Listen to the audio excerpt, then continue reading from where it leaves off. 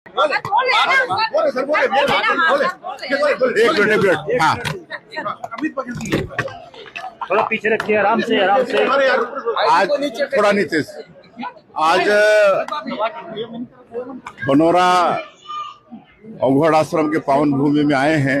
यहाँ पूज्य श्री प्रियदर्शी बाबा का दर्शन करके आशीर्वाद लिए हैं और श्री विदेश्वर जी, उनके पुत्र और उनकी पुत्री दोनों की शादी समारोह आज है, उसमें शामिल हुए हैं। दोनों को, उनके दोनों के दाम्पत्य जीवन सुखमय हो, इसके लिए उनको शुभकामना दिए हैं। और अमित बघेल जो कई धर्म संप्रदाय के विषय में गलत टिप्पणी किया था, उसके ऊपर में FIR हुआ है और आज उसकी गिरफ्तारी हुई है।